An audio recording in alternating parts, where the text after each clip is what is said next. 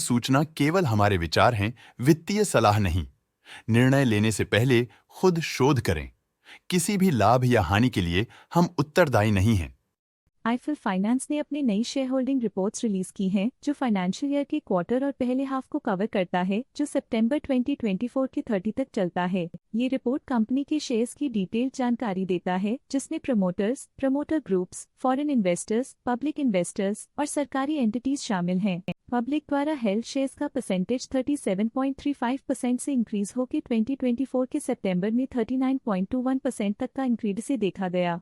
ये changes date है कि ब्लिक की इन्वेस्टमेंट कंपनी में क्वार्टर टू क्वार्टर इंक्रीज हुई है। डोमेस्टिक इंस्टीट्यूशनल इन्वेस्टर की शेयर होल्डिंग में थोड़ा डिक्रीज आया 2024 के जून से 2024 के सितंबर में, जो दिखाता है कि डोमेस्टिक इंस्टीट्यूशंस ने अपने स्टेक को -1.19 से डिक्रीज किया है। फॉरेन इंस्टीट्यूशनल इन्वेस्टर्स की शेयर होल्डिंग में थोड़ा डिक्रीज आया 2024 के जून से 2024 के सितंबर में, जो दिखाता है कि फॉरेन इंस्टीट्यूशंस ने अपने स्टेक को क्वार्टर टू क्वार्टर -0.67 से डिक्रीज किया है, जिसे पता चलता है कि उन्होंने अपनी इन्वेस्टमेंट्स को पुल बैक किया है। चलिए इन्वेस्टर्स की स्टैटिस्टिक्स पे नजर डालते हैं, जो शेयर होल्डिंग पैटर्न में फ्लक्चुएशंस का कारण बन सकते हैं। म्यूचुअल फंड स्लैश ने अपने हिस्से को पिछले क्वार्टर में 4.39% से डिक्रीज करके 2.46% पे ले आए हैं। ये कंसेक्यूटिव क्वार्टर्स में -1.93% स्टेक्स डिफरेंस दिखाता है। लेटेस्ट क्वार्टर में ऑल्टरनेट इन्वेस्टमेंट फंड्स ने स्टेक होल्डिंग में इंक्रीज देखा, जिसमें 0.27% का अपटिक देखा गया।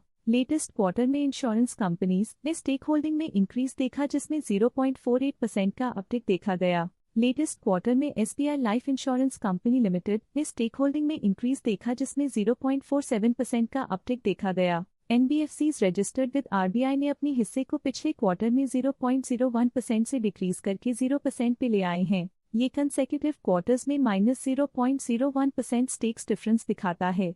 DSP mid cap fund previous quarter में 2% शेयर्स ओन करते थे, लेकिन करंट क्वार्टर में उन्होंने कंपनी से एग्जिट ले लिया है। Stake holding foreign portfolio investors category I के लिए पिछले क्वार्टर के मुकाबले में -0.71% से डिक्रीज हो गई। इस पिछले क्वार्टर में Vanguard total international stock index fund की स्टेक होल्डिंग में एक नोटवर्दी इंक्रीज देखा गया। उनकी स्टेक होल्डिंग में 0.01% का सिग्निफिकेंट इंक्रीज देखा गया। Stake holding Nomura India investment fund mother fund के लिए पिछले क्वार्टर के मुकाबले में -0.33% से डिक्रीज हो गई। इस पिछले क्वार्टर में WF Asian reconnaissance fund limited की स्टेक होल्डिंग में एक नोटवर्दी इंक्रीज देखा गया। उनकी स्टेक होल्डिंग में 0.17% का सिग्निफिकेंट इंक्रीज देखा गया। Stake holding small cap world fund incorporated के लिए पिछले क्वार्टर के मुकाबले में -1.63% से डिक्रीज हो गई। इस पिछले क्वार्टर में फॉरेन पोर्टफोलियो इन्वेस्टर्स कैटेगरी 2 की स्टेक होल्डिंग में एक नोटवर्दी इंक्रीज देखा गया। उनकी स्टेक होल्डिंग में 0.04% का सिग्निफिकेंट इंक्रीज देखा गया।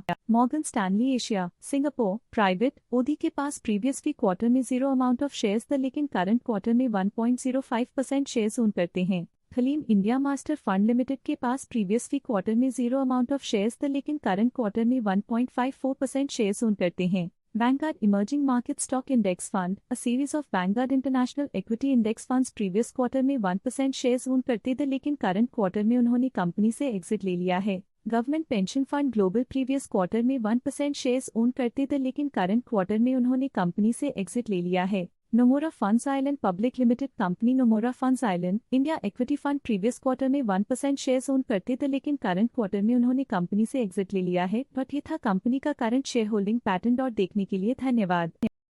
स्टॉक लेटेस्ट न्यूज अपडेट के लिए चैनल को सब्सक्राइब करें और वीडियो को लाइक एंड शेयर करें।